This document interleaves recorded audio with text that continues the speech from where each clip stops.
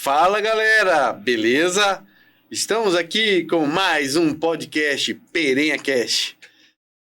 Hoje temos uma entrevista de peso aqui. Nós estamos hoje com Manuel Azevedo, consultor, um português nato, um cara nota 10 que conhece tudo de empresa, de humanas, ele é o cara. E eu vou sugar ele hoje, porque eu sei que no nosso programa é assim. Nós gostamos de passar as informações para vocês. Outro detalhe, não esqueça de compartilhar nossos vídeos. Não esqueça de dar os comentários, perguntar. E o sininho, hein? Esse sininho aí é legal.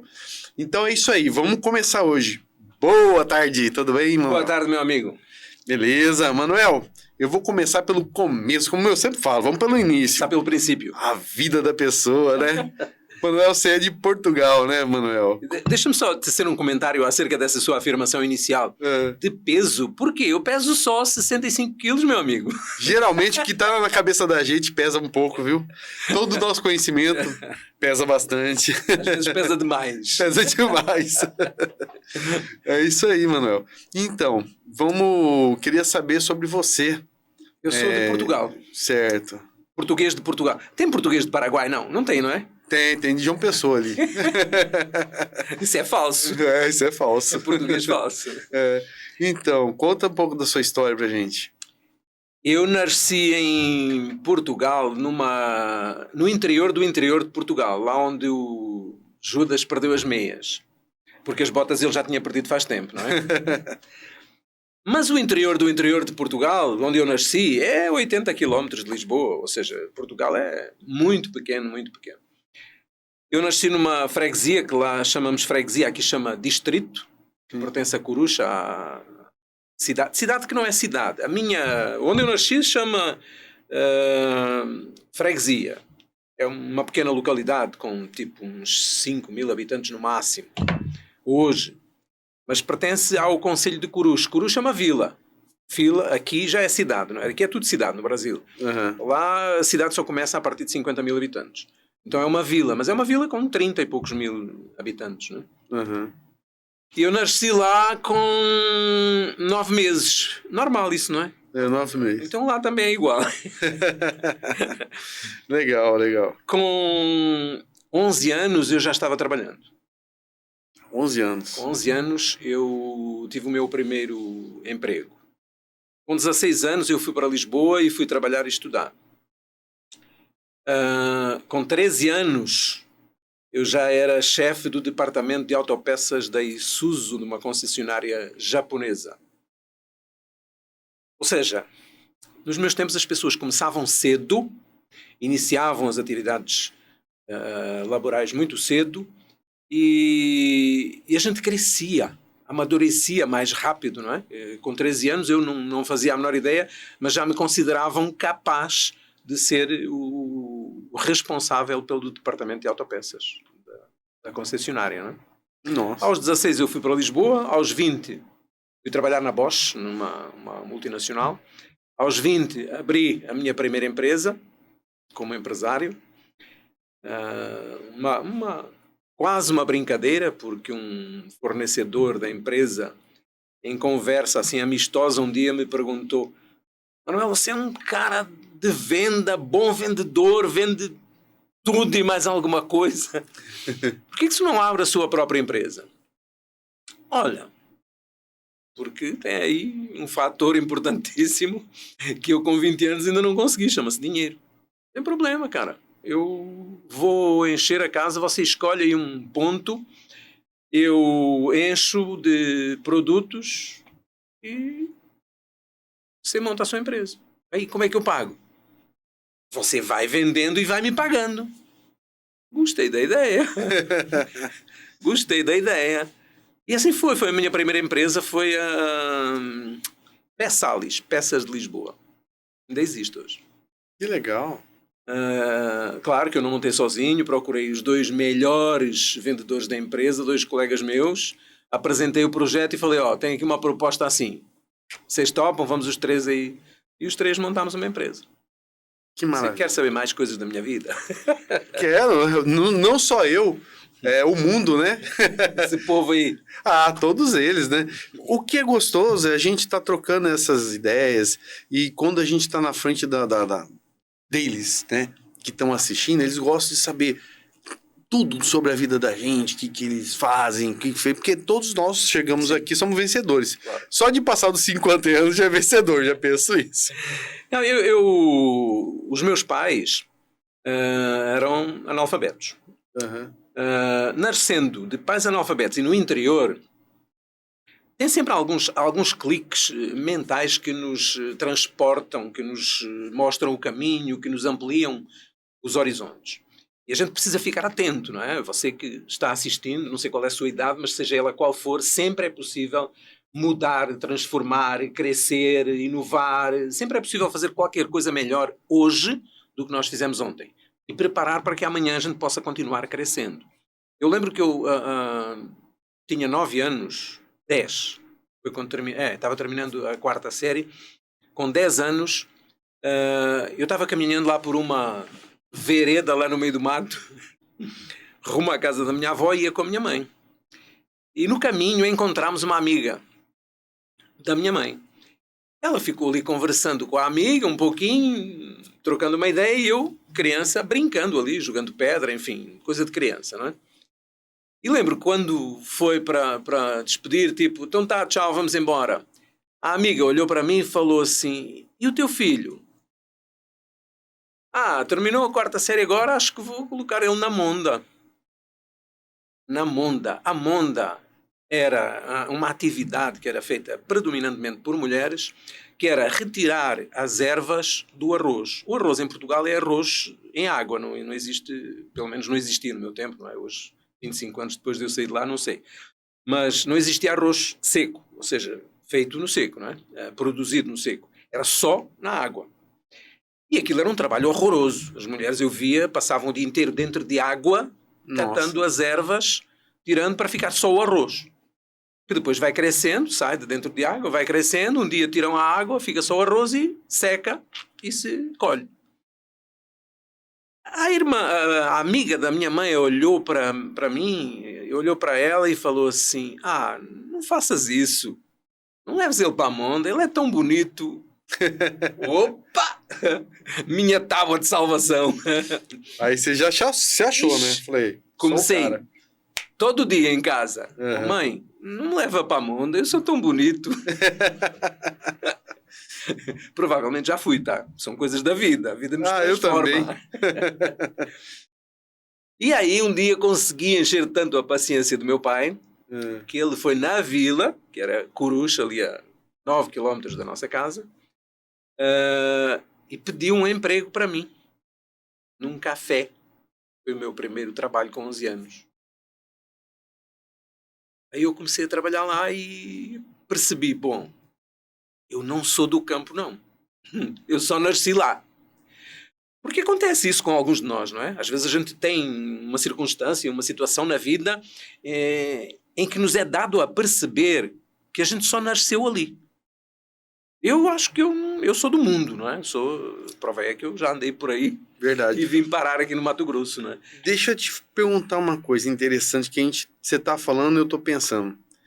Você já reparou que essa criançada de hoje tem que estudar tudo, tem as cobranças deles. Sem dúvida. Mas muita gente da nossa época, até antes, trabalhou cedo, que hoje não acontece. Dificilmente acontece isso.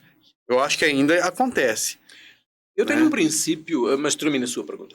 E aí, as pessoas que começaram muito cedo, essas crianças que começaram muito cedo, eu já reparei que muitos se deram bem na vida. Muitos. Você acha que dá um diferencial essa responsabilidade para uma criança? Claro, completamente. Eu acho um absurdo não deixarem as crianças trabalhar. Crianças, a partir de, 14, 15 anos, antes, talvez não, mas eu comecei com 11. E eu adorava trabalhar. Nossa, não sei, olha, se você tiver filhos, eu tenho 5 filhos, 5 meninos. E tem um princípio lá em casa que é assim, todos têm que trabalhar. A partir da idade permitida pela legalidade, pela lei, tem que trabalhar. Pai, mas eu estou estudando a faculdade. Eu não tenho nada a ver com isso. Isso é um problema teu, não é meu. Você só tem que procurar um emprego, um lugar onde você possa trabalhar. E graças a Deus, os 5, está entrando agora dia 29, tem a primeira aula na UFMT, graças a Deus, passou em primeiro lugar para Ciência da Computação. Como que é o nome dele? Pedro Aí, Gabriel. Pedro, parabéns, hein? Pedro Gabriel. Mas todos os outros, graças a Deus, estão muito bem. Um está no Canadá, outro é professor do IFMT, outro é formado em Engenharia da Computação, outro trabalha no Tribunal de Justiça, está indo agora para a Inglaterra. Todos muito bem. E todos começaram muito cedo. O trabalho não faz mal a ninguém, meu amigo. O que faz mal às pessoas é a ociosidade. É o não ter onde ocupar o tempo, onde ocupar a mente, não é? Diz a sabedoria popular que mente vazia é a oficina do diabo, não é? Então, Verdade. colocar pessoas para trabalhar, olha, não há dúvida que hoje, se você quer investir num filho e quer que ele comece a trabalhar apenas depois de se formar, você precisa ter muito cuidado com a educação, porque se ele tiver tempo livre, é perigoso. Porque quando é que um filho se forma hoje? Com que idade? O meu se formou em Ciência da Computação com 25 anos.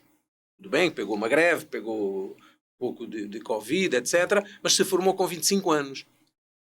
Você acha que é justo um ser humano só começar a trabalhar aos 25 anos? Ter a vida financeira dele organizada, né? Exato. Começou muito antes. Quem comprou o computador dele foi ele, comprou peça por peça e montou. Ou seja, ele começou muito cedo a se sentir dono de si próprio, dono do seu destino, e isso só é possível quando você cria condições para que o seu filho tenha independência financeira. Verdade. Verdade. Então, não existe nada de errado em trabalhar. Existe errado em não trabalhar.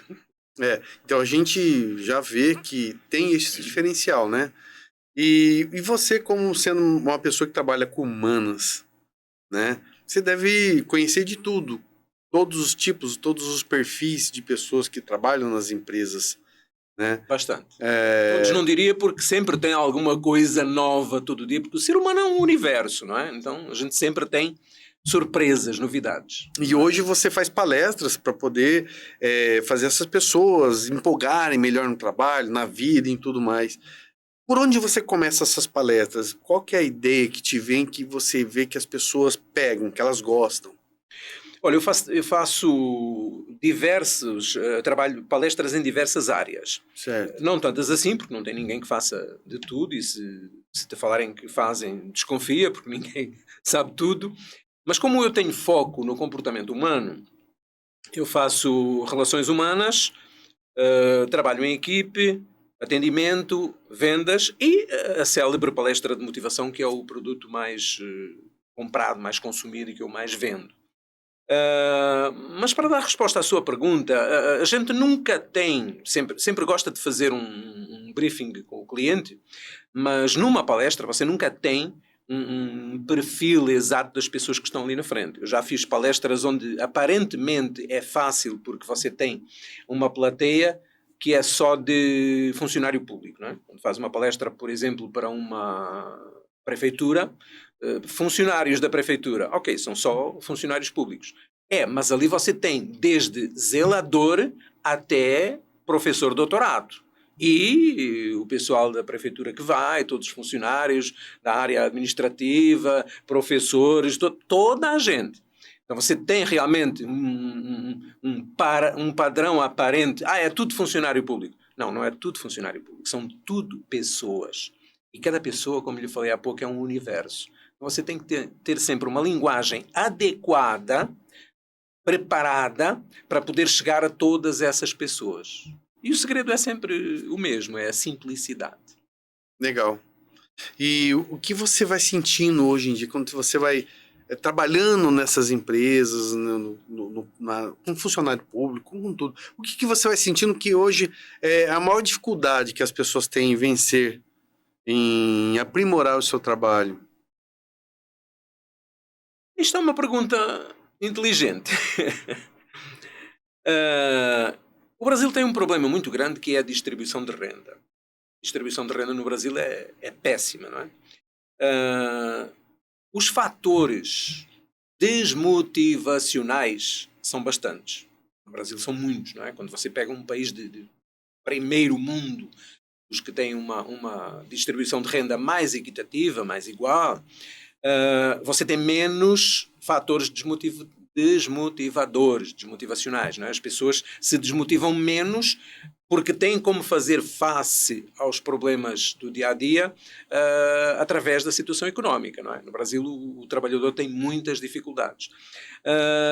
Uma das grandes dificuldades que as empresas hoje têm no Brasil é a falta de mão de obra qualificada. Você tem uma dificuldade muito grande, não é? Nossa região, então, isso é tremendo. Não existem, em vários ramos de atividade, profissionais altamente qualificados. Chega até a se importar mão de obra do exterior para determinadas áreas, não é?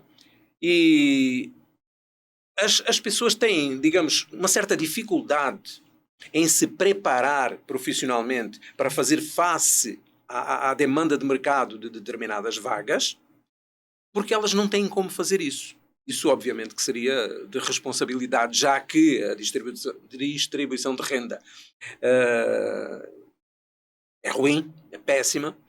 Teria que ser, digamos, o governo a criar programas de profissionais, programas que pudessem incrementar a qualidade da mão de obra, não é?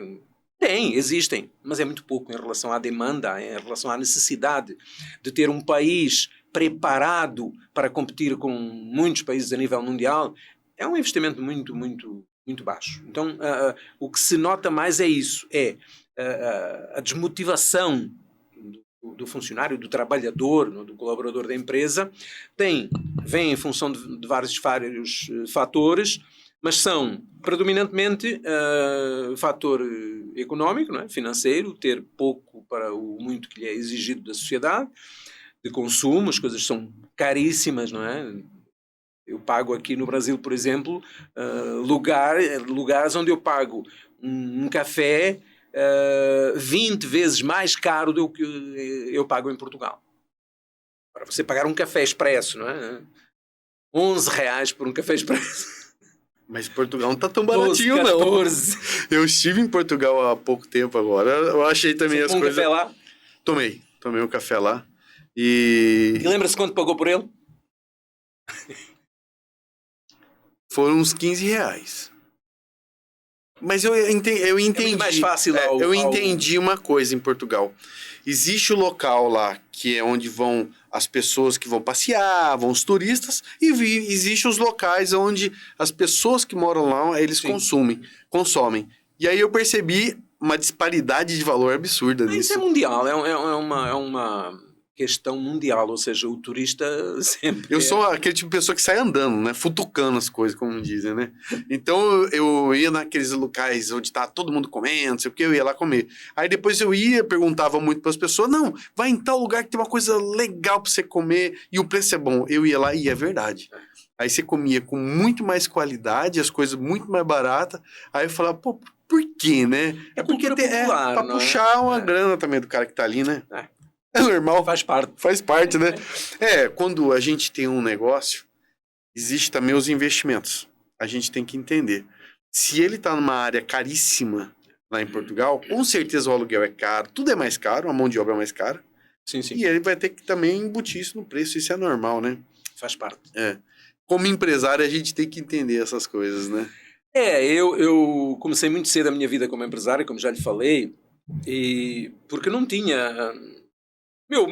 Meu jeito de funcionário, eu não poderia ir longe, porque eu sou como funcionário eu sou muito comprometido, muito profissional, muito pontual, muito exigente comigo mesmo, e é muito difícil, embora eu tivesse conseguido isso, é muito difícil você conseguir uma remuneração mais elevada em cima de valores, não é? E você começa a pensar que o melhor é trabalhar para você próprio, mas eu consegui. Porque quando fui trabalhar na primeira empresa em Lisboa, eu cheguei na empresa e me ofereceram, na altura a moeda era escudos ainda não havia o euro, não é? Uhum. E eu lembro, fui lá numa entrevista na Bosch e me disseram, olha, tá bom, gostamos de você, o seu salário vai ser 1.200 escudos. Eu olhei para o entrevistador, não sabia nem quem era um dos patrões, né? Não, 1.200 não, você vai ter que me pagar 1.500. Como assim eu vou ter que pagar? É porque se você me pagar 1.200, eu vou pagar para trabalhar. Porque 1.200 é o que eu vou pagar de pensão para comer e dormir. Vou ter que trazer a minha marmitinha todos os dias para aquecer aqui no refeitório. À noite eu chego lá na pensão e janto, mas eu pago 1.200. Se você me pagar 1.500, eu já fiz as contas, eu vou receber 1.320. Esses 120 escudos é para eu pagar o transporte, porque lá não se paga transporte para ninguém, porque essa coisa de política de subsídios é uma política para manter as pessoas debaixo da sua alçada, ou seja, isso não existe na Europa. As pessoas ganham e têm dignidade para poder pagar o transporte, a comida, tudo o que é seu, o que é necessário para se prover, elas têm dinheiro para comprar, não é? É verdade. E aqui não, aqui as pessoas já te pedem subsídio de alimentação, subsídio de transporte. Amigo, subsídio não, você tem que dar dignidade às pessoas. Eu fiz as contas, apresentei e disse, é isto que eu tenho que ganhar. O homem olhou para mim, eu gostei, vou apostar em você. Alexandre, em pouco tempo, eu estava ganhando 3.300 escudos. Mais do dobro do que eu tinha pedido inicialmente. E um dia um concorrente me chamou assim lá no cantinho do balcão, que era autopeças. Você quer vir trabalhar comigo? Depende, não é? Quanto você ganha aqui? 3.300. Vou-te dar 7.500. Você aceita? Na hora. Mais do dobro. 7.500 escudos. Bacana. No dia seguinte eu subi lá em cima, tinha um mezanino, onde ficava o escritório da diretoria, e tinha um semáforo, hein? Um estilo alemão. Uhum. E tinha um semáforo. Se acendesse a luzinha verde, você poderia entrar, não é? Você tocava a campainha, acendia a luz verde, você pode entrar. Acendia a amarela, laranja, você espera um pouquinho. Se acendesse a luz vermelha, vai embora que eu não te vou atender. Era a diretoria. Era um moleque, 18 anos. Cheguei lá, toquei na campanha, acendeu a luz verde, eu entrei. Boa tarde, Sr. Fernando. Fala. O seguinte, eu venho me demitir, eu vou embora. Quem falou isso? Eu. Estou falando eu. Sim, mas por quê?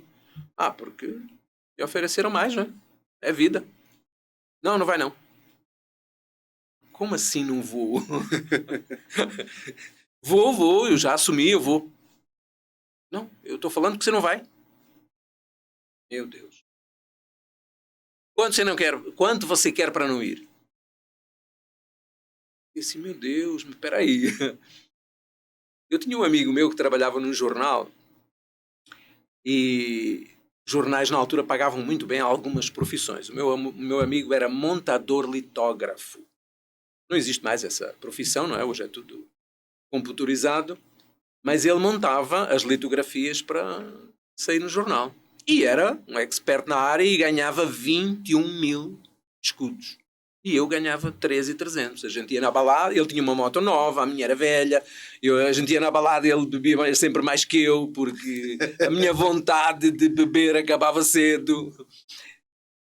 E naquela altura, assim que ele me perguntou, o patrão, quanto você quer para não ir? Quanto eu quero para não ir? A minha cabeça deu uma volta, não é? Aí eu olhei e falei assim, 21. 21 o quê? 21.000 escudos. Tá bom, você fica. Alexandre, eu fiquei doido da cabeça. Moleque de 18 anos, ganhando 3.300. Já estava feliz. Agora olha o resto da história. Eu voltei as costas e comecei a flutuar. Não vinha com os pés no chão, não é? Quando vinha saindo, olhei para ele e falei assim, Sr. Fernando, limpos, sem descontos. Fechado. Os meus olhos começaram a ficar vermelhos, não é? Eu desci a escada, cheguei no balcão, os meus colegas olharam para mim. O que é que foi? Você está com os olhos vermelhos, o que é que foi? Nem te conto. você teve fumando daquilo. Muito melhor do que isso. O que é? 21. 21? Que droga é essa?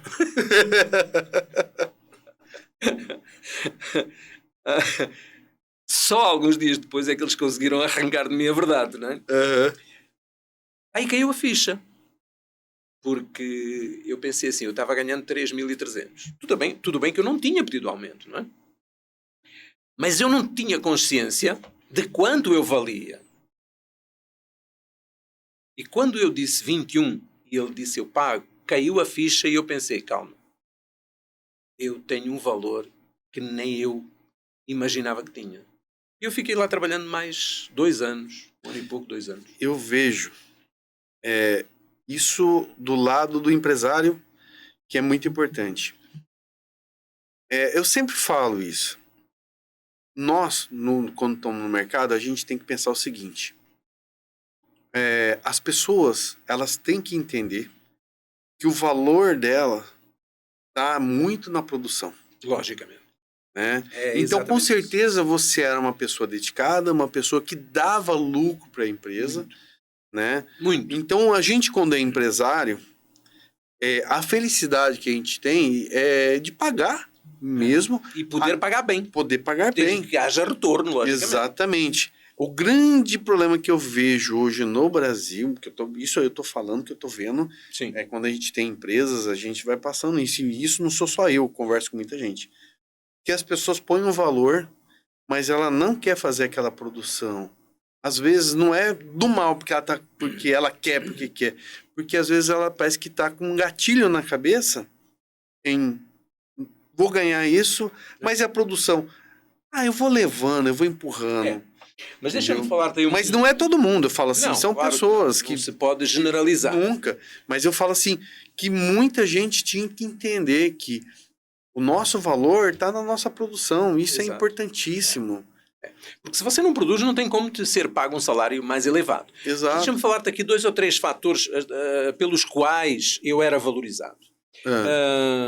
Eu lembro que um dos anos em que eu estive lá, não foram muitos, mas eu cheguei para receber o salário no final do ano e pagaram-me o 13º mês e o mês de dezembro e o 13º mês. Eu assinei os olerites, não é? E a pessoa que pagava, o financeiro, me colocou mais um olerite na frente e disse, está aqui mais um mês para você. Como assim, mais um mês? Já me pagou. Eu já estava com o dinheiro na mão, na altura era tudo dinheiro, não é? Já me pagou o mês de dezembro, me pagou o 13º mês. O patrão mandou dar mais um mês para você. Não sei. Era assim tudo. É? Opa, obrigado. Mas porquê? Às 7 da tarde, 19 horas, a loja fechava. E muitas vezes acontecia um cliente chegar às 19h05, 19h10, e a porta era de vidro, bater na porta e dizer assim, daí por favor. E os meus colegas diziam assim, só amanhã, já fechou. Amigo, aquilo me dava cá uma coisa por dentro. Eu ia lá, corria na porta, abria a porta e dizia assim, olá, boa noite, seja muito bem-vindo. É um prazer muito grande tê-lo nesta nossa e sua casa. Em que lhe posso ser prestável hoje, agora? Aquilo dava aos clientes, uma alegria, uma satisfação. Quando eu montei a minha empresa, foi só ligar para essas pessoas e dizer assim, António, estou abrindo a minha loja. Opa, faz meu cadastro aí, sou teu cliente. Ou seja, o profissional precisa tomar consciência da importância que tem se comprometer em produzir resultados para a empresa. Ao final de semana, tipo sábado de manhã, sexta-feira à noite, chegava um caminhão com produtos que deveriam estar na segunda-feira na prateleira. E o patrão, esse meu patrão que nos deu os 21, olhava e falava assim, nossa, era tão bom que isso estivesse na segunda-feira na prateleira para a gente começar a vender, não é? Sr. Fernando, a gente vem no domingo e coloca isso tudo na prateleira. Domingo? Domingo não, vocês querem ir para a praia. Você paga uma cabecinha de peixe, que eu adorava, uma cabeça de peixe. Acho que aqui eu não fui embora por causa disso, né? Já comia A cabeça do pacu. E eu falava assim, não, o senhor me paga uma cabecinha de peixe, era cherne que eu gostava. Uma cabecinha de peixe e me dá só assim 1 hora para comer a cabeça de peixe, porque não dá para comer correndo, não é? Eu ficar ali. E eu venho no domingo e a gente no domingo coloca isso no prato. Sério? Claro!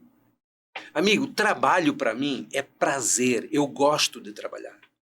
Daí que você que me está ouvindo, se não gosta de trabalhar, onde você trabalha não gosta de fazer o que faz, amigo, cai fora. Dá lugar a outro que goste. Porque o trabalho tem que ser um prazer. O trabalho, é através do trabalho que a gente coloca tudo o que tem de melhor.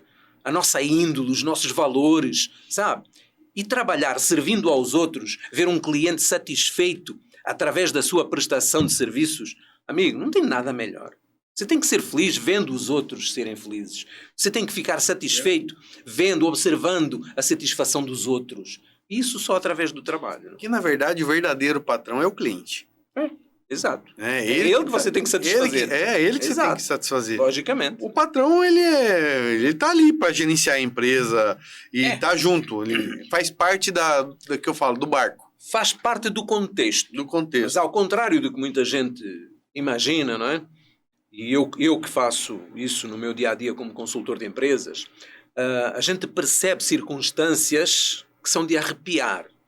Ou seja, tem patrão que chega a pedir dinheiro emprestado durante mais que 1 mês, alguns seguidos, ao banco, para conseguir pagar os salários dos seus funcionários. Patrão não é... Talvez a gente possa encontrar no meio empresarial algum patrão não tão bom, explorador, não é? Tem. Mas é muito raro. Sim. Pode ter, mas é muito raro. A grande maioria são empreendedores, são gente que arriscou a vida. Alguns são aventureiros, não é? Mas tem aventuras que dão certo, outras que não dão, mas é gente que monta uma empresa pensando que aquilo vai dar certo, pede dinheiro emprestado ao banco, pede à família, às vezes vende o que tem e o que não tem para conseguir montar o seu próprio negócio e precisa ser reconhecido por isso. A gente tem que reconhecer que por detrás de uma empresa tem alguém que arriscou muito para colocar aquilo de pé. Tem uma alma ali, né? E vai dar emprego para muitas pessoas. Vão tirar dali o sustento para alimentar as suas famílias. O patrão não é um bicho, não. Para mim, eu respeito muito porque eu conheço bem os bastidores da área empresarial. Né? Sim, como você disse, tem de tudo. Tudo, né? sim. Mas assim, o que eu falo é que geralmente o que está no comércio, quem está aberto no comércio, está funcionando, tem que ser um bom patrão, uma boa pessoa. Porque se ele é do mal, não vai ficar no mercado. Isso é em tudo na vida, não é? É em tudo na vida, é incrível. Você pode... É engraçado, a gente vê pessoas que eles vão crescendo, chega ali e pumba, cai.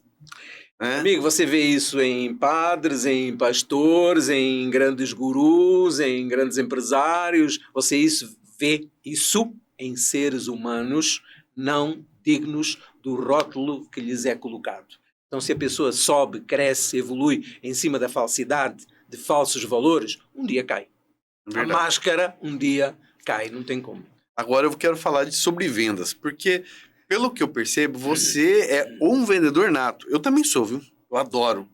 Eu adoro vender, porque é um negócio que, assim, que me faz bem. Né? Não, vender é... Existem dicas de venda. Existe dica para você dar para um vendedor, alguém que está no mercado. Porque, assim, o objetivo do programa é trazer conhecimento. Eu preciso dar esse conhecimento para alguém. Será um prazer. Vender, como nós sabemos, é uma palavra que vem lá do antigo grego, cuja tradução à letra quer dizer servir. Ora, aí a gente já tem um parâmetro, ou seja, quem mais vende? Quem melhor serve. Então, quando eu, como vendedor, me especializo tecnicamente, sei tudo sobre produto, mas não trabalho em mim os fatores humanos para criar empatia com o meu cliente, eu tenho mais dificuldades em vender. Porque aquele vendedor do antigamente, do blá, blá, blá, o vendedor que convencia a pessoa a levar o produto, não tem mais lugar no mercado. Hoje quem vende são pessoas que trabalham o fator humano em si. As pessoas que criam empatia. E a gente sabe o que é simpatia, sabe o que é antipatia, mas empatia é mais elevado, é chegar a sentir o que o outro está sentindo, é olhar olhos nos olhos e dizer assim, eu entendo o senhor, entendo. Eu penso exatamente desse jeito. Legal. É você fazer aquele papel de você estar do outro lado. Exato. E se fosse eu? Né? Eu sempre tenho isso, eu penso muito nisso.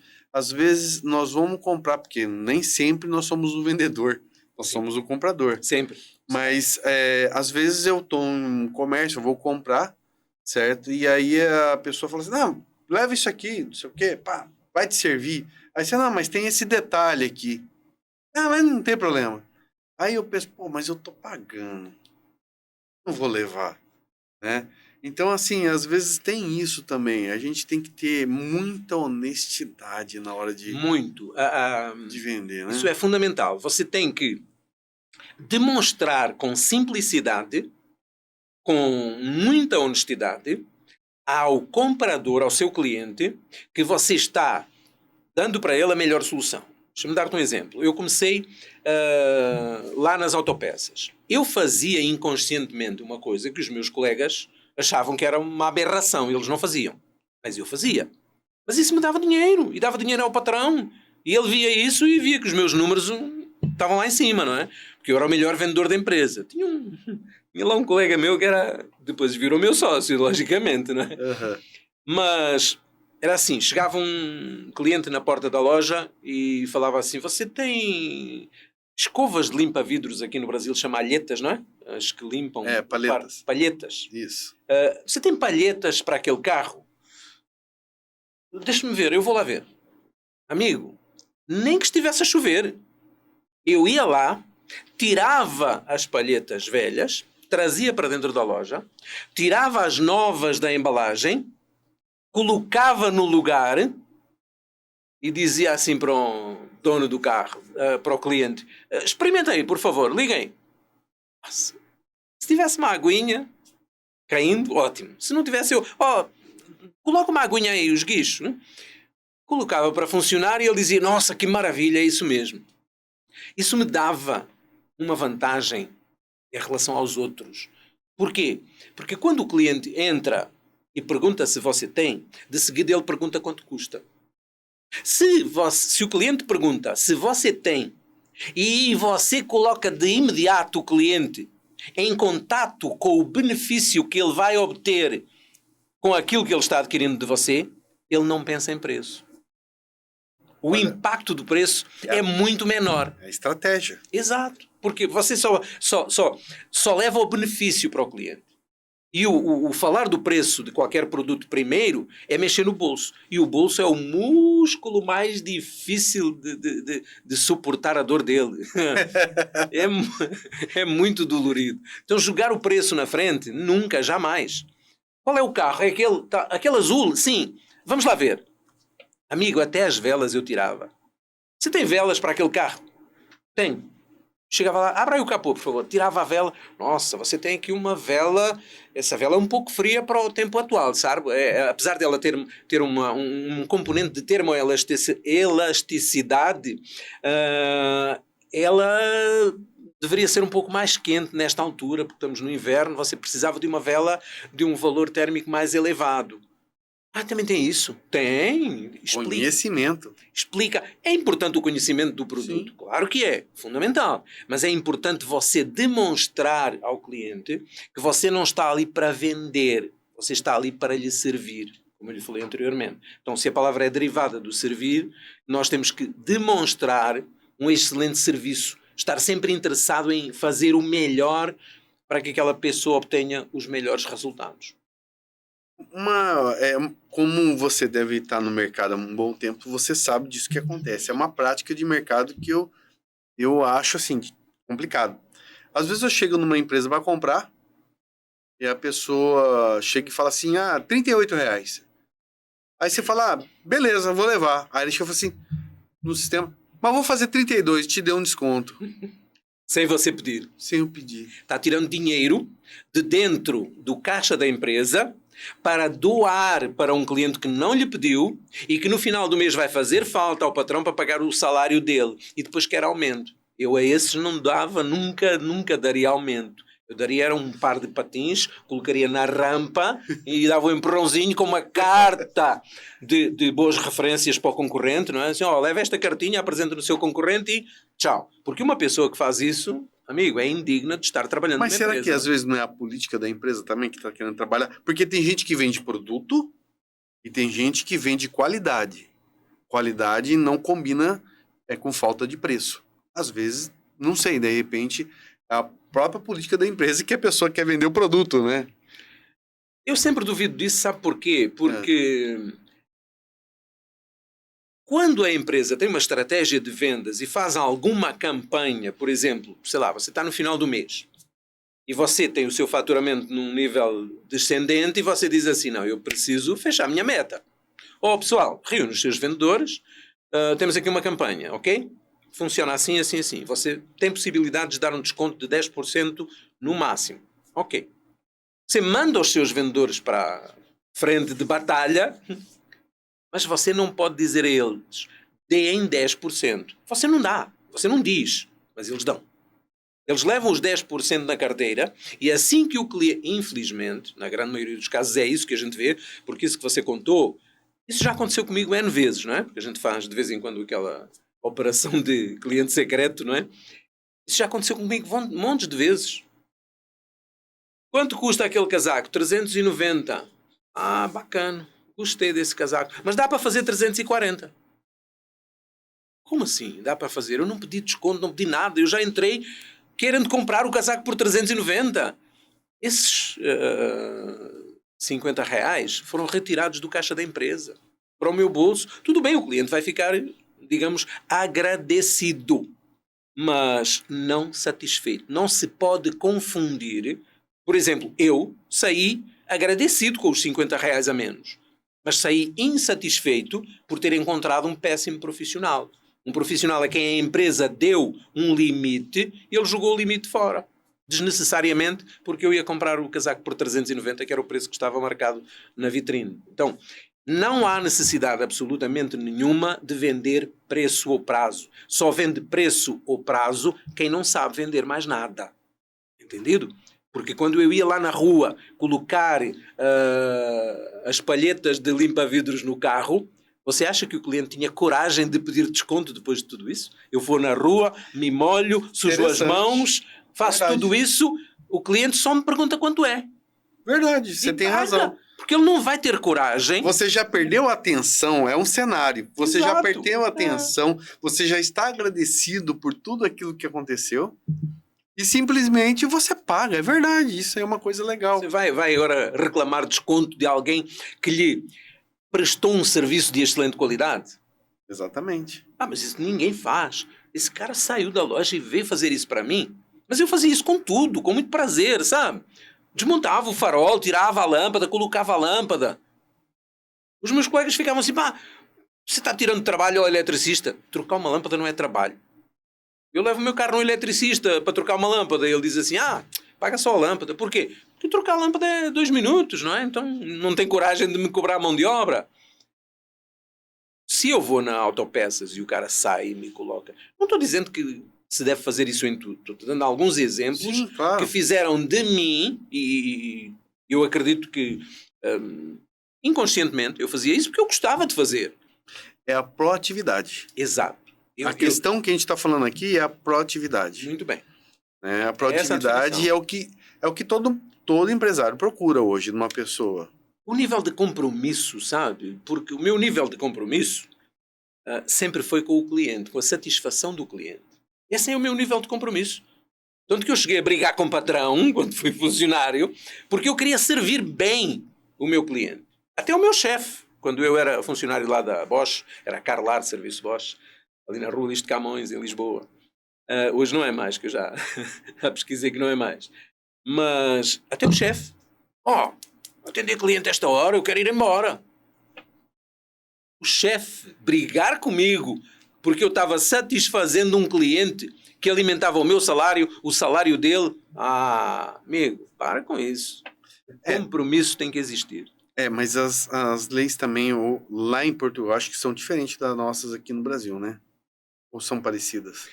Olha, eu nunca me preocupei com isso, nunca ganhei um centavo de hora extra, nunca cobrei uma hora extra. Mas tem lá também. Tem, claro que Normal. tem. Sim, mas Alexandre, veja bem, quanto mais exigente você é, mais você coloca contra você quem está sendo exigido. Ok? O segredo, amigo, lá em Portugal a gente diz assim, não é com vinagre que se pegam moscas, tá? É com mel, não é com vinagre. Entendi. É a doçura, não é? São os bons valores, a subtileza, a dedicação, o compromisso, a ajuda. Quando você se entrega a uma causa. E quem é funcionário? É a causa dele, meu amigo. Tem pessoas que têm um nível de compromisso com a empresa baixíssimo. Dali da empresa vai dinheiro, pode ser pouco. Mas é para ele, para a mulher, para os filhos, para pagar o aluguel, eletricidade, gasolina da moto, etc. É dali que sai.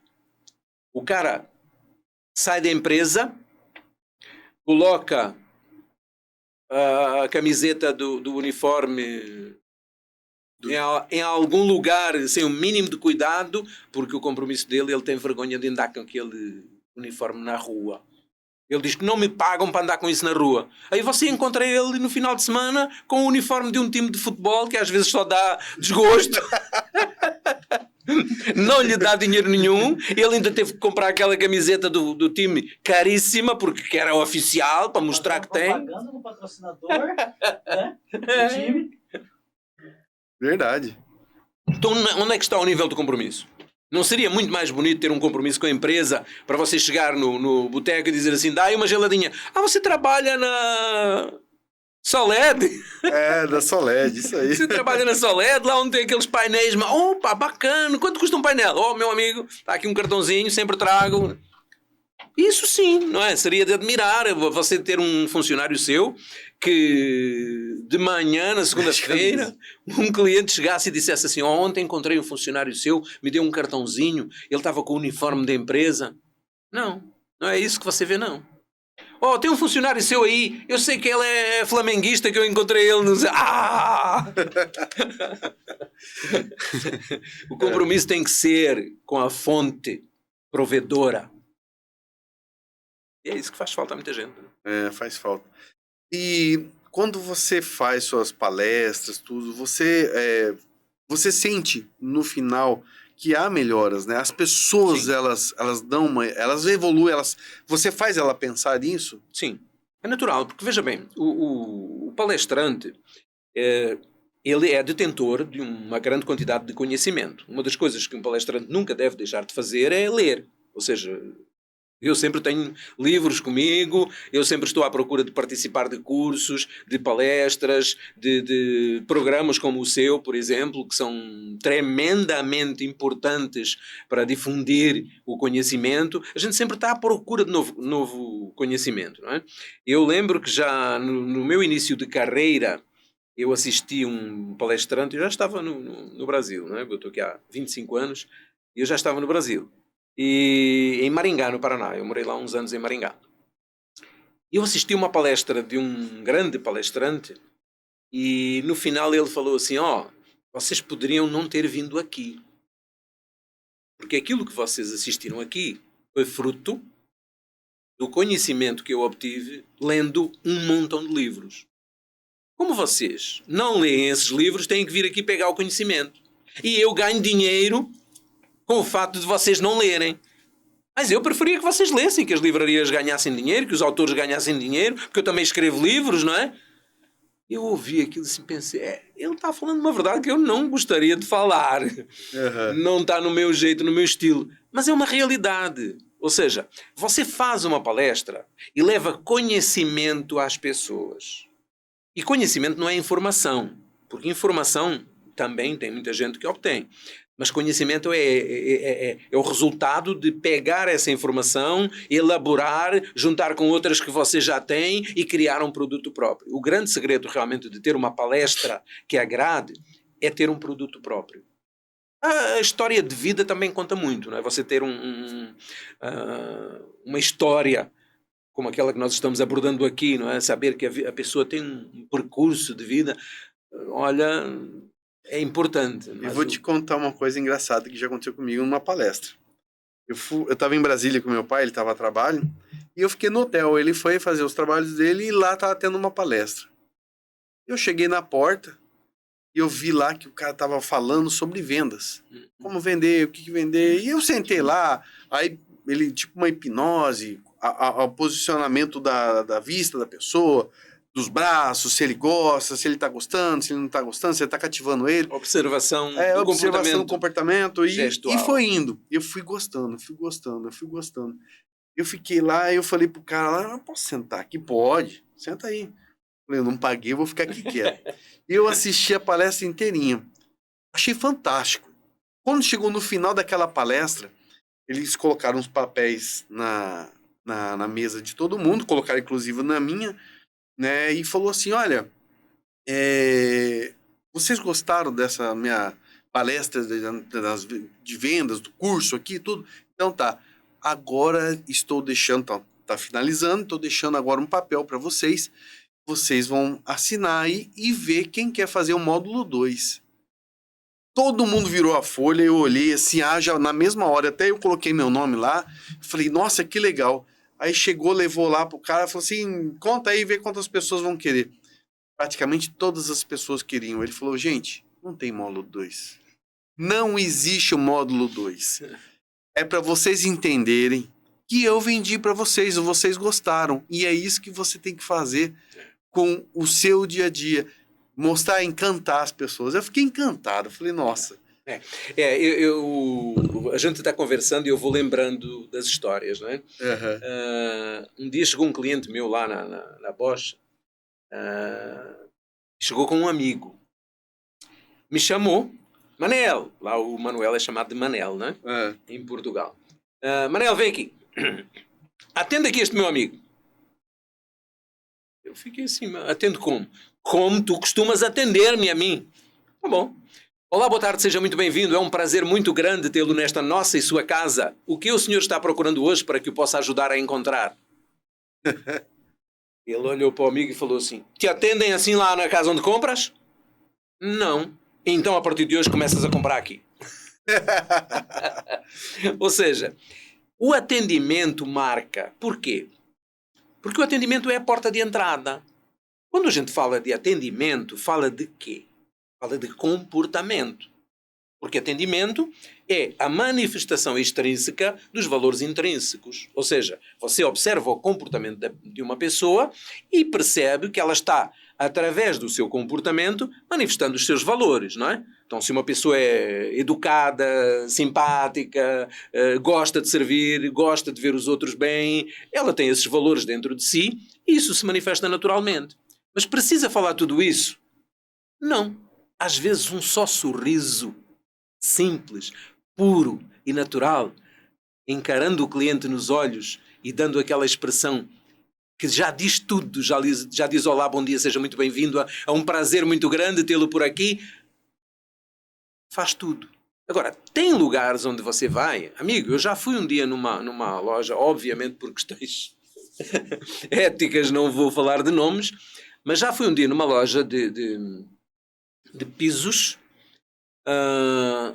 e entrei, os vendedores tudo sentado, não tinham cliente, porque aqui se usa colocar o vendedor sentado, não é? Lá não.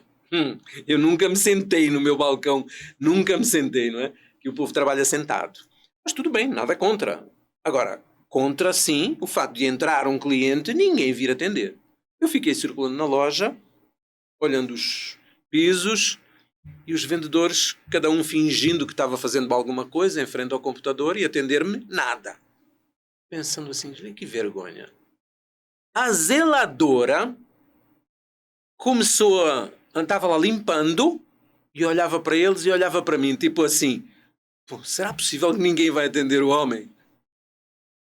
Colocou a esfregona de lado, lá o rodo, em português fala esfregona, colocou o rodo de lado, junto do balde, veio até junto de mim, bom dia, já atenderam o senhor? Não. Ainda ninguém me atendeu. Aceita um cafezinho? Sim, é um prazer, muito obrigado. Me levou até junto do balcão da Copa, me serviu um cafezinho. Ou seja, quem me atendeu? A zeladora. Ela quebrou... Ela fez aquilo que nenhum dos outros fez e deveria ela quebrou fazer. o gelo, né? Completamente, ou seja, ela foi um ser humano. Dentro da simplicidade dela, não entendia nada do produto, me falou de imediato, eu não entendo nada disso, tá? Só vou aqui dar um cafezinho para o senhor, para ver se algum deles pode atender o senhor, eles devem estar trabalhando, não é? Amigo, eu cheguei a atender 3, 4 clientes ao mesmo tempo. Você não deve fazer isso, não. Mas se você souber, faça. Porque você está atendendo alguém. Não pode dispersar-se, não pode deixar de dar atenção a essa pessoa. Esse é o cliente mais importante.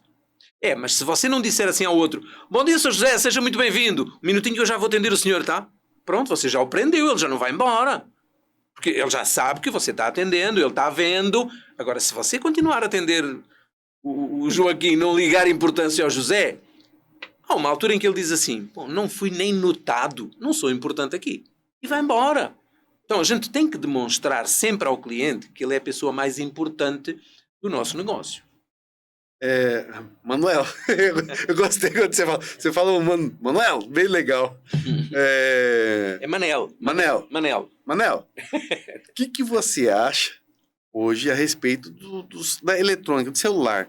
Hoje eu vejo que está implantando na cabeça das pessoas uma metodologia diferenciada do que existe hoje no mundo, há muito tempo atrás. Antigamente não tinha celular, não tinha nada. Sim. A gente falava, era tete a tete, tudo. E hoje, eu sei que veio para ajudar, mas eu vejo que atrapalha, às vezes, até mais do que ajuda. O que você fala a respeito desse equipamento para as pessoas hoje que estão na área de trabalho? Ora bem, as tecnologias são, sem dúvida alguma, ferramentas de trabalho que vieram para nos ajudar, ok? Palestrante conta-me muita história, tá? Deixa-me contar aqui mais uma historinha. Opa, fica à vontade. Eu tinha uma autopeças, depois de sair dessa, e houve uma altura em que eu vendi também, montei uma loja só para mim, mas continuei amigo dos meus sócios e até cliente deles, mas montei o meu próprio negócio sozinho, não é? Estava na hora. E lembro que um dia fui na Toyota comprar umas peças e falei para o vendedor, acelera aí um pouquinho que eu estou com pressa. E ele falou para mim, suas peças estão ali. Já no balcão, é só pegar. Como assim? Você não saiu daí? Sim, mas eu escrevi aqui, o meu colega lá atrás atendeu, já separou, colocou ali, é só você pegar. Porque uns dias antes, eu tinha ido na loja do meu antigo sócio e vi umas caixas e perguntei, o que é isso? Da IBM. Computadores, vou informatizar a empresa. Para com isso. A gente faz uma nota fiscal, não demora um minuto a fazer à mão. Isso, não vou fazer isso nunca na minha empresa. Aí fui na Toyota. Vi que, tudo mudou. Não, espera aí. O meu conceito caiu por terra. Realmente a gente... todas as gerações vão ter, logicamente, choques culturais. Sempre tem, não é? Então, tem coisas que hoje os nossos filhos acham o top e usam e a gente não consegue entender sequer. Mas isso vai acontecer com eles também. Porque também aconteceu com os nossos antepassados, não é? As tecnologias são fundamentais, são imprescindíveis para os negócios. Agora, o que não pode, de forma alguma, é você permitir que a desumanização aconteça na sua empresa. Amigo, não são celulares que compram. Nós é que compramos celulares. Os seres humanos compram, vendem e usam tudo. Então são os seres humanos que são os vendedores, que são os compradores, que são os utilizadores. Então, tristeza é você entrar numa empresa e perceber que a empresa está desumanizada. Que as pessoas, em vez de atendimento verbal, já preferem, como o casal, não é? Um está na sala e outro está no quarto e um manda recado para o outro. Já vi na mesa de bar. O namorado e a namorada, cada um com o celular nem se conversando. Você vê isso em tudo que é lugar. Não é? Não faz muito tempo, há cerca de um mês, eu viajei para fazer uma palestra e sentei depois da palestra num bar com... É normal, não é? Depois de trabalhar, tomar uma fresquinha, uma gelada. E sentei com a pessoa que me contratou e falei para ele, olha para a mesa do lado. 2 casais, 4 pessoas. Nenhum encarando, nenhum falando, nenhum dialogando, nenhum nada. Cada um com o seu celular. Amigo, não pode, não é? Nós estamos trocando as pessoas. Isso já não é humanidade. Isso aí já é outra coisa. Nós precisamos educar-nos permanentemente para aquilo que vem para nos ajudar. Porque senão a gente corre o risco de que aconteçam coisas que a gente não gostaria que acontecessem, não é? Então a desumanização numa empresa é muito ruim. Você tem que fazer reuniões com as pessoas, é bom, tem empresas que gostam de fazer, eu faço na minha, uma oração antes de iniciar os trabalhos. Você tem que estar permanentemente dizendo às pessoas que, apesar de ser uma empresa, existe humanização dentro da empresa, existe humanidade ali. Tratar as pessoas sempre como pessoas, não como números informáticos, não é? Então, as ferramentas de trabalho são boas, são o celular, o WhatsApp, as ferramentas que nós usamos hoje para chegar ao cliente são muito rápidas. Mas olha, hoje mesmo eu liguei por telefone para um cliente para dizer assim, amigo, você me prometeu 15 dias para me entregar um produto. Hoje termina o prazo. Eu estou mandando mensagem e você nem me responde. Ai, desculpa. Mentira, claro que viu. Eu não via. Claro que viu. Só que ele está em falta comigo. Então o que é que funcionou? Se eu mandasse 10 recados, 20 recados pelo WhatsApp, ele não me iria responder nunca. Faltou a humanização. Assim que eu peguei o telefone e conversei com ele, pessoa a pessoa, ele ouviu a minha voz, ele percebeu que era eu. O meu amigo português, seu amigo, seu cliente, mas você está me tratando mal, porque prometeu entregar hoje e não entregou. Não, mas segunda-feira a gente... tá, vou acreditar em você. Então, é necessário usar tecnologia? É importante introduzir a tecnologia no meio empresarial? É. Mas você não pode esquecer nunca que nos seus clientes existem pessoas que podem até eventualmente ser aversos à tecnologia.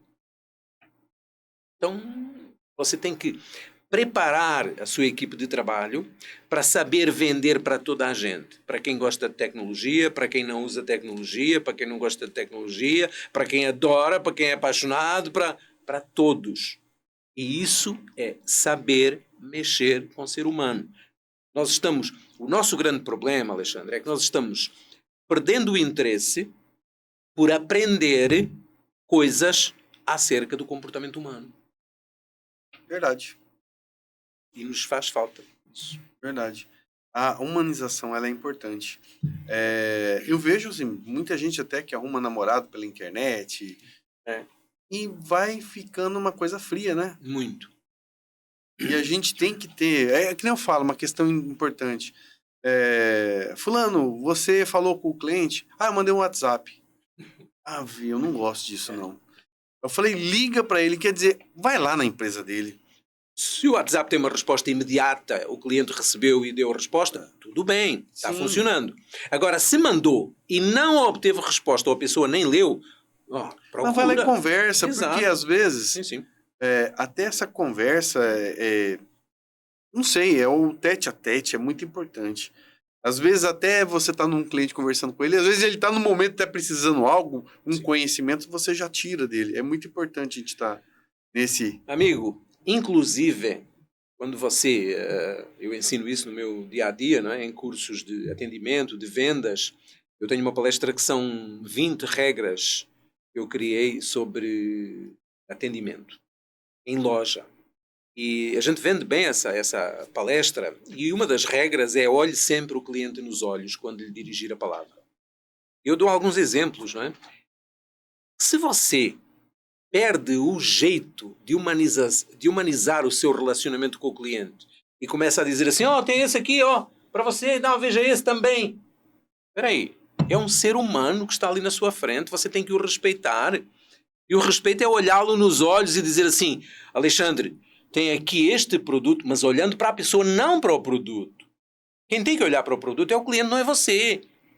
Você tem aqui um produto de excelente qualidade e lhe garanto. E aquelas palavras que você precisa dizer, olhos nos olhos, tipo garantia, conforto, comodidade, as palavras que vendem, que causam impacto, que o cliente quer ouvir. Isso aqui lhe dá segurança, as palavras que mexem com o ego. Isso aqui, quando se eu colocar na sua loja um painel destes, à noite especialmente, as pessoas passam. Você fecha a sua loja às 18, mas as pessoas que passam à meia-noite veem o seu painel aceso e dizem assim: olha, tem aqui uma loja de... Nem sabia que tinha.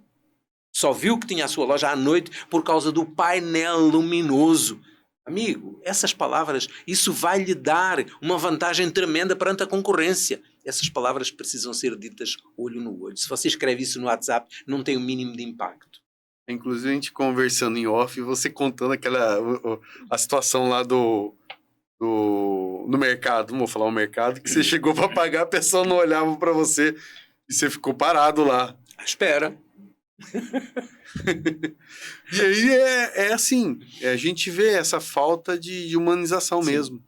Agora, a empresa, ela tem que ter a humanização entre todos os colaboradores, mas uma coisa muito importante que eu acho que está faltando nas empresas, no geral, eu estou sentindo falta de capricho. Esse termo de capricho, eu faço-lhe a equivalência para o meu português de Portugal. Como que é o português? Fala com brio. Com brio? Brio. A pessoa que não tem brio, sabe? Nós utilizamos esse termo lá. Esse termo brasileiro é bonito. Aliás, eu gosto dos termos brasileiros, né? Capricha aí. Capricha aí faz bem feito. Né? É a mesma coisa que dizer se esmera. Dá o melhor de você. E você nota que essa é realmente uma das grandes faltas atuais na área profissional. Ou seja, no nosso tempo, Deus que me perdoe, não é? Os jovens que me perdoem, porque nós sempre temos o hábito de falar que nos nossos tempos as coisas eram melhores. Não é que eram melhores. O melhor de tudo é que nós éramos jovens, não é? E hoje não somos. Mas a gente lembra que as coisas produziam um efeito diferente. Que hoje, essa falta de brio, essa falta de capricho, parece que não é valorizada. E eu sempre lhe dei uma valorização tão grande, sabe? Aquele pequeno pormenorzinho. Os pormenores são tão importantes, não é? Você vai comprar uma mesa como esta, e a mesa tem um risquinho. Você gosta de comprar uma mesa nova com um risco? Não. Ninguém gosta. Ninguém. Você quer a mesa impecável. E aí vem um vendedor da atualidade e diz assim: Sr. Manuel, mas é só um risquinho. Isso daqui a uns dias está cheio de riscos. Sim, mas... Amigo, você tinha que me apresentar uma mesa sem o risco. Não, mas isso até sai com um produto de limpeza, sai. Então por que é que você não tirou? Essa falta, aquilo que você chama capricho, sabe?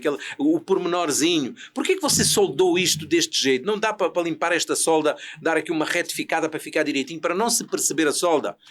Mas isso de longe nem se vê. Mas eu não estou longe, eu estou aqui perto, estou junto. Eu sou o comprador, estou comprando, eu não gosto disso. Ele volta as costas e olha para o chefe e diz assim: aquele cliente é chato. Verdade. Ou seja, o cliente que nos ajuda a melhorar cada vez mais, porque é exigente, é esse cliente que nos merece mais dedicação, mais atenção e que merece que o ouçamos mais, é considerado chato. Verdade. Manuel. Manel. Não é Manel? Manel. Deixa eu te perguntar. Você tem no YouTube um canal? Sim. Manuel Azevedo Palestrante. Manuel com U. Manuel Azevedo Palestrante. Deixa eu te perguntar, o que você hoje coloca? Porque eu acho que as pessoas vão também lá, vão dar uma olhada. O que você coloca hoje? Qual o tipo de material que você coloca hoje para as pessoas? Eu inventei um vídeo, uma fórmula diferente de vídeos de 3 minutos, 3, 4 minutos, pequenos vídeos, sobre tudo, sobre sucesso pessoal, atendimento, vendas, relações humanas, trabalho em equipe, pequenas dicas que a gente dá nesses vídeos de 3, 4 minutos, para aquela pessoa que não tem tempo, não tem paciência, como aqueles que nos estão assistindo agora, não é? Que estão pacientemente assistindo ao nosso vídeo, tem ali a possibilidade de em 3, 4 minutos receber ali um... Porque eu pesquisei antes de montar o canal, pesquisei, não é? Certo. E muita gente me falou isso. Não tenho paciência para ficar ali 1 hora. Eu tenho palestras e tenho uma palestra de quase 1h30 no YouTube, que é a palestra de trabalho em equipe. E muita gente me perguntava isso. Não tem como você tirar excertos, pequenas dicas da palestra e divulgar elas para eu não ter que assistir à palestra inteira? Uhum. Aí você vai colocando no seu canal. Eu tô vendo aqui. Monitore toda a operacionalidade. Legal, muita coisa legal. São 142 vídeos. 142 vídeos. Faz tempo que eu não coloco vídeo lá, hein? Mas preciso colocar mais. Agora vamos começar a atualizar. É ou não é?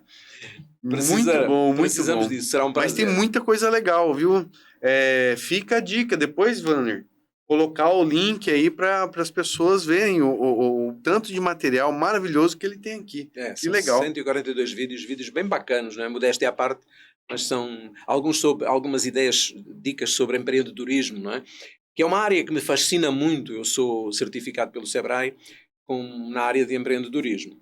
E me fascina muito o empreendedorismo. Eu faço cursos, dou cursos em escolas para molecada, para professores também. E é muito bonito ver a reação de pessoas que recebem essas ideias e dizem assim, às vezes no final dos cursos, um jovem com 14, 15 anos vir e dizer: professor, eu sempre tive vontade de montar um negócio. Eu posso? Claro que você pode. É só querer. A maior força do mundo chama-se querer. Se você quer, você pode. Acho que eu vou montar um negóciozinho, sim. A minha mãe faz lá uns rissóis muito bons. O povo adora. Acho que eu estou pensando em montar uma venda daquilo. O que você acha? Opa, excelente ideia, hein? Legal. Eu sempre tive... Minha mãe... Meu avô é italiano. E ele ensinou minha mãe a fazer uma pizza lá. E ela aprendeu. E é maravilhosa. É diferente, não é muito igual às nossas pizzas aqui, mas é maravilhosa. E aí a minha mãe me ensinou. E você sabe que eu sempre tive sonho de montar uma pizzaria, mas quando eu olho, mexer com comida não é fácil. Não. Esse pessoal que trabalha com restaurante... Eu admiro demais. Eu também admiro. Não tem muita vida, né? Você vê que eles têm que... É dolorosa. Você passa também, faz também... Não invejo nada de ninguém, mas trabalhar com a área da alimentação dá dinheiro. Dá, se você administrar bem. Aliás, como todos os negócios, não é? A base é a administração. Claro que você ganha dinheiro. Mas tem dicas básicas também. Algumas a gente dá aí no canal. E fazemos nos treinamentos, passamos essas dicas, porque tem gente que tem negócios e que é escravo do negócio. Ou seja, não tem vida, como você falou e muito bem. Professor, eu tenho que levantar muito cedo para ir no mercado, comprar coisas fresquinhas, aí eu deito tarde porque eu tenho que arrumar, tenho que limpar, tenho que colocar as coisas todas, preparar tudo para amanhã. Não tem vida. Ou seja, essa pessoa não tem um negócio. O negócio tem essa pessoa. Quando ele diz assim, eu tenho uma pizzaria. Mentira. A pizzaria tem você. Porque se você faltar... a pizzaria está ferrada. Então, para um negócio, é até importante isso. O empreendedor, ele precisa colocar a ferramenta para funcionar. E ele não pode ficar constantemente com a mão na massa. Depende da dimensão do negócio, não é? Tem negócios que assentam exatamente no mão na massa. E tem... O empresário é um ser humano, não é? Correto. Cada ser humano é um universo. Tem pessoas que montam um negócio, mas eles não querem passar o segredo do negócio para ninguém. Ora, se você não passa o segredo do negócio para ninguém, estilo as grandes empresas de refrigerantes que a gente conhece e outros tipos de negócios, que quando o funcionário entra tem que assinar um termo para dizer eu não vou passar esse segredo para ninguém, se eu passar eu estou ferrado. E tem pequenos empresários que vivem disso. Ou seja, você tem o segredo lá da pizza da sua avó. Mas você não quer passar o segredo para ninguém. Então você não vai ter uma pizzaria. A pizzaria vai ter você. Por quê? Porque o negócio é... O pilar central do negócio é o pizzaiolo. É você. Então, se você não passar esse segredo para ninguém, você nunca vai expandir o seu negócio. Porque ele depende da sua mão de obra. Ora, um negócio que depende da mão de obra de uma pessoa nunca pode crescer, não é? Porque as grandes cadeias de loja, Exatamente. o dono não está em todas as lojas. Com certeza. Eu tenho uma equipe. Então o segredo é você passar o conhecimento. Ah, mas se eu passar o conhecimento, eu perco o conhecimento. E para que é que serve esse conhecimento se não Esse é o for... grande medo mesmo do empresário. Exato. Eu vejo exatamente o inverso. Eu quero é que dentro da minha empresa todas as pessoas saibam fazer tudo. Claro que você não precisa passar a senha do banco, não é? Sim. Isso é seu, mas isso é outra coisa. Mas saber fazer o boleto, saber fazer a nota fiscal, saber emitir... Ah, mas o funcionário fica sabendo coisas que eu não quero que ele saiba. Então o seu negócio é o quê? É um segredo? Amigo, negócio não é segredo. Não é? Isso é coisa do antigamente. Aquela frase que dizia: o segredo é a alma do negócio. A alma do negócio hoje não é mais o segredo, não. A alma do negócio é uma boa administração, é dedicação, é compromisso, é satisfação do cliente, são valores. Agora, o segredo é a alma do negócio. Que segredo? Onde é que está o segredo hoje? Não existem segredos. Existe o da Coca-Cola e pouco mais, não é? da fórmula. Verdade. Mas ter num negócio a mão de obra, a qualificação, o segredo da produção só numa pessoa, amanhã você morre e acaba o negócio. E a gente percebe que o pequeno empresário, ele tem esse medo, né? Tem. Mas é que nem você falou, você tem que se articular, se organizar, porque eu vejo também o empresário, ele tem que estar com a cabeça olhando o negócio dele de fora. Sim. Se ele fica lá de dentro da empresa, olhando de dentro, ele não vê a pessoa entrar, ele não vê como buscar um cliente, ele não vê nada. Quando você chega numa empresa e olha a dimensão da empresa, você vê a dimensão da cabeça do empresário. Se você chega num lugar grande, uma loja, uma equipe sorrindo, satisfeita, servindo bem, atendendo, tudo movimentando, você diz assim: aqui está um cara que sabe fazer. Esse é um empresário. Agora, se você chega num lugar e o cara tem o negócio pequeno, o empresário pequeno normalmente tem um negócio muito restrito. Por exemplo, tem um negócio no bolso. Tem alguns que têm um negócio no bolso. Ô, Sr. José, está aqui o João ali do lado para receber aquela... Ah, tá bom, peraí. Põe a mão no bolso e tira o dinheiro e paga. O negócio está no bolso. Tem empresários que têm um negócio, os pequenos, os que pensam pequeno, têm um negócio no banco, no gerente do banco. Ô, Sr. José, está aqui o gerente do banco ligando, tem lá um cheque pendurado e não tem provisão. Ah, diz a ele que eu já estou indo lá. Tem empresários que têm o negócio nas mãos de outra pessoa. Ô, José, está ali o entregador. Ah, falei com o João. O João é que resolve isso. É tudo com o João. Ou seja, ele se afastou e entregou nas mãos de outra pessoa. Então, são negócios de dimensões reduzidas, de pessoas que veem assim. Para você montar um negócio grande, você tem que pensar grande. Para você pensar grande, você tem que ter uma amplitude visionária de 360 graus.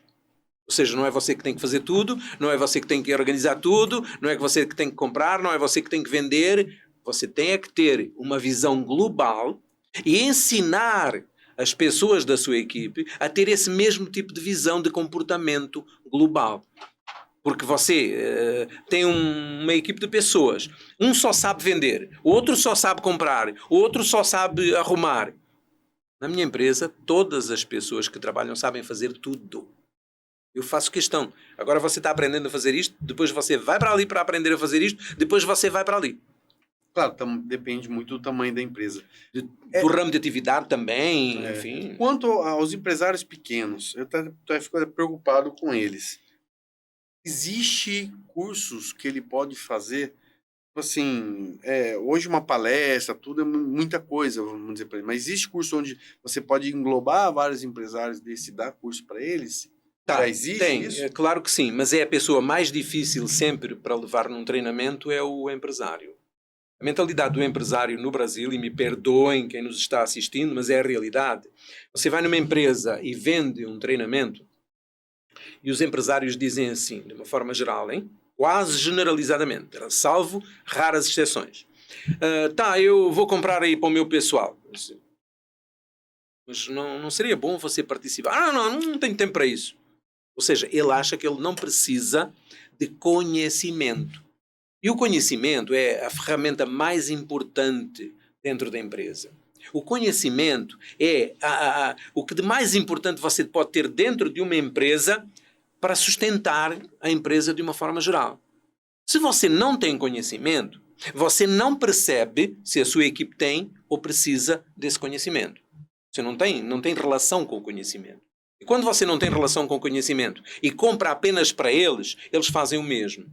Porque eu já vendi para empresas ingressos para palestra e fiz questão de dizer à equipe, toma nota de quem vai. Ele comprou 20 ingressos. Porque a gente depois faz um relatório. Sr. José, dos 20 ingressos que você comprou, só o fulano A, o B, o C é que foram, ou seja, só foram 10, os outros 10 não foram. Sério que eles não foram? Claro que não. Você foi? Não, mas você é o exemplo. Se você fosse e dissesse assim, nos vemos lá, de preferência na fila da frente, tá? Um pouquinho antes de começar eu já lá estou. Você acha que eles iam faltar? O patrão vai estar lá. O patrão está investindo em nós. Não. Você falou é para eles, eu não vou. Eles pensaram o mesmo. Não, se fosse bom ele ia. Se ele não vai, por que eu hei de ir? Então, muito importante esse pensamento do empresário. Ele tem que comparecer, tem que ir junto. Logicamente. Fica a dica, viu, gente? Fica a dica. Ele faz vamos parte. junto, vamos lá, todo mundo. Isso é importante. O negócio é seu, meu amigo. É você quem tem que marcar presença lá. Tem que ser dos primeiros. Exatamente. Você quer mandar algum recado? Mandar um... Vamos já encerrando. Já demos quanto tempo, Vaninho? Já estamos com umas 1h20 já de programa. Quer mandar algum recado para alguém? Não, a gente tem conteúdo e conversa para muitas horas, né? Com certeza. Começa a ficar chato para quem está assistindo, né? Não, nunca fica chato. Existe uma coisa legal hoje que é o corte. Aí ele vai pegando os pedaços que ele gostar. Então, a nível profissional, certo. Eu gostaria de bater na mesma tecla que a gente está batendo aqui desde o início. Ou seja, o conhecimento é fundamental. Quando você vai à procura do conhecimento, você percebe, mas isso é uma atitude, não é? Você percebe o quanto você muda, o quanto você se transforma. Eu assisto uma palestra, um curso, há dias eu fui para São Paulo fazer um curso de storytelling, para aprender a construir. Eu sou palestrante há 30 anos, você me pergunta, você foi aprender a construir uma palestra? Eu fui. Porque sempre tem quem, mesmo te falando das mesmas coisas, o faz de forma diferente. Então, se você já assistiu a uma palestra, um curso, um treinamento sobre determinada área, se você vai assistir ao mesmo conteúdo, ao mesmo título, mas ministrado por um profissional diferente, você vai ouvir raciocínios diferentes acerca do mesmo assunto, que obviamente vão ampliar os seus horizontes. Eu saí de lá dizendo assim, puxa, eu nunca tinha pensado nisso desse jeito. Esse cara me ampliou os horizontes. Então, não é só mandar os funcionários, é ir junto. Não é só comprar o livro para oferecer ao funcionário. É ler o livro junto, para debater sobre ele, para você ter a certeza que eles captaram aquele conhecimento. Porque se você deu um livro a cada funcionário porque achou interessante o título do livro ou ouviu falar do conteúdo, mas você não leu, amigo, não funciona. Você tem que ler junto para depois chamar o pessoal e dizer assim, vamos conversar sobre aquele livro que a gente está lendo? Verdade. É assim que funciona. Muitos recados teria aí, mas olha, um deles fundamental é ir lá no canal do Manuel Azevedo Palestrante. Vai lá. 142 vídeos fantásticos, maravilhosos, vídeos pequenos que você vai assistir e vai se deliciar. E dá um alô para nós que a gente... Então, quais são hoje os tipos de palestra que você dá? Hoje, qual é o tipo de serviço que você presta para os empresários? A consultoria empresarial continua a ser um produto que me agrada, porque quando a gente entra numa empresa e vê a empresa, faz um diagnóstico à empresa e percebe o nível em que se encontram as pessoas, não estou falando do cara que sabe que solda, não, estou falando do comportamento dele como soldador, como colega, como atendente, não é? Do ser humano. Você entra numa empresa, faz um diagnóstico e percebe o nível da empresa. E ao fim de um mês, 2, 3, dependendo da dimensão da empresa, você termina um programa de treinamento e é muito bonito ver que essas pessoas evoluíram, cresceram. Às vezes se vê logo no primeiro treinamento, não é? Já vem agradecer, nossa professor, muito obrigado, é isso aí, eu não estava ligado na importância de treinamento, às vezes o patrão fala em cursos, palestras e a gente não liga, mas agora estou vendo que realmente isso me faz falta. Então não há a mínima possibilidade de você trocar numa empresa a humanização profissional por tecnologia. A tecnologia são outras ferramentas, mas a humanização profissional é fundamental. É fundamental reunir as pessoas, é fundamental fazer uma festinha, nem que seja de ano a ano, tem empresas que fazem mensalmente, para o convívio, para ligar as pessoas umas com as outras, humanizar, pô-los para conversar, ter momentos de distração e valorizar as pessoas. As pessoas precisam ser valorizadas. Tem empresário que investe num treinamento e ao fim de algum tempo me diz assim, professor, está vendo? Você foi lá, fez aquele treinamento maravilhoso, a equipa ficou redondinha. 3 já foram embora. Mas foram por quê? Para o concorrente? Porque você não lhe pagou um pouquinho mais? Eu investi no treinamento. Então, se você investiu no treinamento, eles ficaram melhores, certo? Claro, mas fui eu que investi. Mas se eles ficaram melhores, o seu concorrente ficou sabendo, viu, observou e disse àqueles, eu quero. Amigo, os jogadores de futebol vão daqui para a Europa por quê? Porque lá pagam mais, pagam aos bons. Os que não são bons não saem daqui nunca, certo? Então, se os seus profissionais ficaram melhores, você teria que os recompensar. Mas eu já investi no treinamento? É outra coisa. Treinamento foi um investimento. O aumento de salário é compensação. Agora que você está melhor, você está vendendo mais, está me dando mais lucro, eu vou pagar um pouquinho mais para você. Com certeza. Isso é importante. É compensação. Maravilha, que legal. Manuel, adorei conversar com você. Muito obrigado, eu também. Eu acho que agradável. a gente vai ter mais conversas. Será um prazer. Eu acho, sim, que a gente tem que chamar alguns empresários para vir conversar, a gente trocar ideia. Debate. Um debate. Boa ideia. Você sabe por quê? Cada empresário tem uma visão diferente do seu negócio. Sim. E, de repente, a gente pode estar ajudando mundo afora pessoas que têm os seus negócios parecidos com os nossos. Sim.